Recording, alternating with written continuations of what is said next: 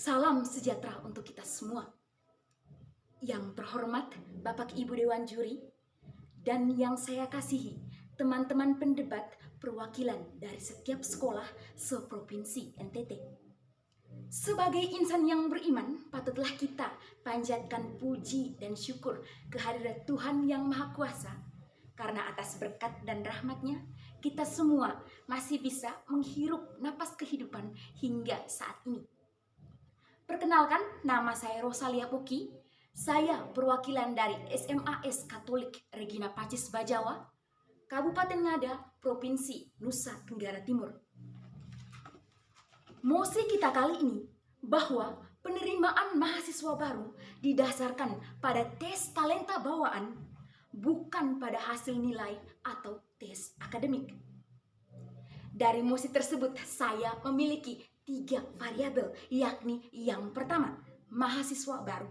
Mahasiswa baru merupakan mahasiswa yang akan mengenyam pendidikan di tingkat perguruan tinggi. Yang kedua, talenta bawaan. Menurut KBBI, talenta bawaan adalah bakat dan kepandaian sifat serta pembawaan yang dibawa sejak lahir oleh seseorang. Yang ketiga, hasil nilai atau tes akademik. Hasil nilai atau tes akademik adalah salah satu jenis psikotes yang digunakan untuk mengukur kecerdasan intelektual seseorang.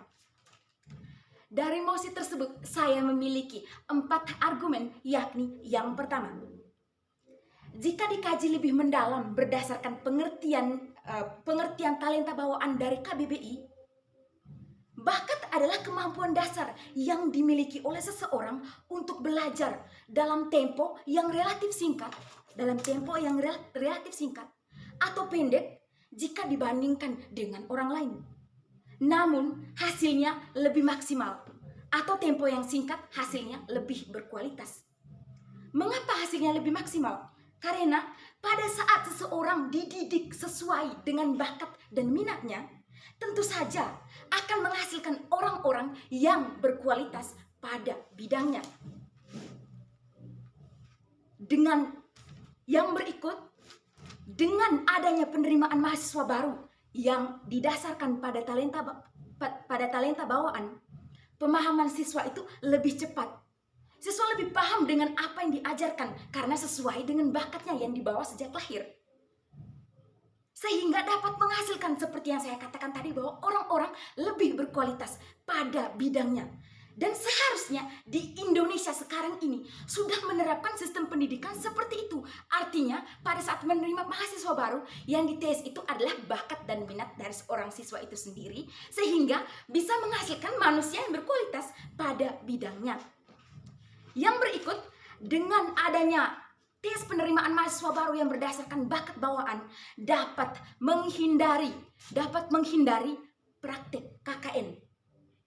Seperti yang kita ketahui bersama bahwa kita memiliki berbagai jenjang pendidikan, mulai dari TK, SD, SMP hingga SMA. Dan saya ambil salah satunya adalah di SMA, memiliki standar kelulusan yakni ujian nasional, dan itu yang diukur adalah kemampuan intelektual siswa. Dan dihasilkan berdasarkan nilai dari siswa itu sendiri. Tetapi pada saat pelaksanaan atau proses penentuan kelulusan, misalnya pada saat UN, terdapat banyak sekali kasus kecurangan. Seperti salah satunya yang dilansir dari kompas.com tanggal 29 Mei 2019, bahwa terjadi 126 kasus kecurangan pada saat pelaksanaan UN. Hal ini menunjukkan berarti apa yang dipelajari siswa yang hanya diukur dengan nilai itu tidak bisa menghasilkan manusia yang berkualitas. Yang berikut dilansir dari cnnindonesia.com tanggal 18 Januari 2020, bahwa Arsy Widianto yang memiliki orang tua seorang musisi, dia bersekolah khusus di bidang musik, sehingga pada sekarang ini dia bisa menciptakan lapangan kerja untuk orang. Artinya dia sudah bisa menciptakan lagu untuk orang. Dan juga lagu itu bermanfaat untuk masyarakat dan bisa dinikmati oleh masyarakat. Selain dia dapat menikmati bakatnya itu sendiri, dia juga dapat menghasilkan pekerjaan untuk orang lain. Yang berikut kita ambil contoh konkret seperti penyanyi internasional Lady Gaga. Mengapa dia bisa menjadi penyanyi internasional? Karena dia fokus pada bidangnya. Dia fokus pada talenta yang ingin dia kembangkan.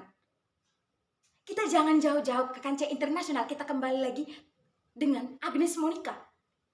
Dengan adanya berbagai contoh yang saya ambil bahwa ada banyak artis yang di Indonesia yang berbakat itu terjadi, mereka memiliki penghasilan sendiri karena mereka itu fokus pada bidang mereka. Mereka belajar sesuai dengan bakat dan minat mereka masing-masing. Dan juga kita ambil contoh konkret seperti pemain sepak bola internasional Lionel Messi. Mengapa dia bisa menjadi pemain sepak bola internasional? Karena dia sudah memiliki bakat bawaan sejak lahir. Tetapi bakat itu lebih dipoles lagi pada saat dia mengikuti sekolah bola di tingkat selanjutnya. Dan ketika dia mengikuti seleksi atau mengikuti sekolah bola sesuai dengan bakat dan minatnya, tentu saja akan menghasilkan orang-orang yang profesional pada bidangnya. Dan buktinya sekarang Lionel Messi menjadi pemain sepak bola internasional. Jadi di sini saya mau menekankan bahwa ada berbagai jenis yang dapat ditawarkan. Misalnya, mekanisme tes talenta yang dapat ditawarkan. Saya sebagai tim pro menawarkan mekanisme untuk mewujudkan visi dan misi dengan mengganti pemilihan paket tes sains, teknologi, sosial politik, dan sebagainya dengan tes talenta. Seperti pada saat bakat yang dimiliki oleh siswa pada SMA, misalnya public speaking, pada saat perguruan tinggi yang dites oleh seorang siswa tersebut agar bisa mengembangkan talentanya adalah public speaking itu sendiri. Agar bisa menghasilkan siswa yang berkualitas pada bidangnya. Misalnya dari seorang siswa yang dari SMA memiliki bakat di bidang suara, dia juga pada saat kuliah akan menyiapkan atau dapat mengembangkan bakatnya karena dia memfokuskan bidangnya yakni di bidang suara, dan itu tidak dapat digantikan dengan apapun mulai dari bidang literasi tentang suara. Jadi dapat saya simpulkan bahwa penerimaan mahasiswa baru harus didasarkan pada tes talenta bawaan. Jika ada kata yang salah, saya mohon maaf. Sekian dan terima kasih.